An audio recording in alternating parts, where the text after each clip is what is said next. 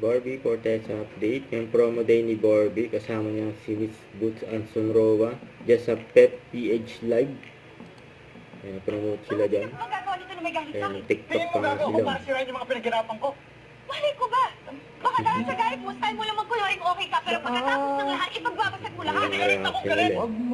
Pero wala akong rason para sirain yung mga pinaghirapan ko. Dahil gusto ko na matapos tong electric proyektong to para hindi na kita makita. Huwag kang mag-alala, ikaw pagkatapos ng lahat ng papel, hindi mo na ako makikita. Malaya na kayo magpakasaya ni Roxanne. At malaya na rin kayo magpakasal ni Kuya. Hindi kami ng kuya mo.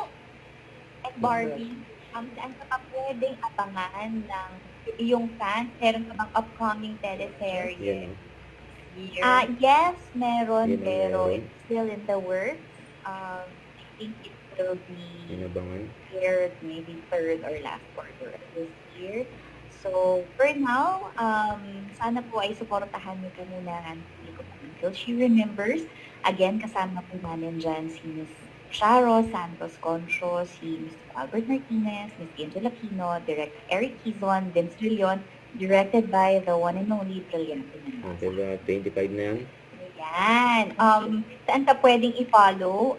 Barbie, sa iyong social media account? Yes. Please follow me on my social media. Sa Instagram po at Barbara Forteza. Sa X naman po, Deal with Barbie. And then TikTok, Barbie Forteza 81. Yeah. Ayan. Yan. Miss Boots, kayo po ba? Hindi na po ba kayo May gagawa TikTok ng si social Miss Boots. Kung gagawa ng social media account? Ayan, may nagpa-picture pa nga kay Barbie at Echong D. And during last taping ng Paskong Pinoy, ayan nila Barbie at Echong. And dyan sila nag-taping dyan sa The Victor, yung Bridgetown, sa may food court. Ay nabot sila ng madaling araw. Don't forget, subscribe, click the notification bell for my update. This is Richard in Action Vlog. Stay tuned for more videos.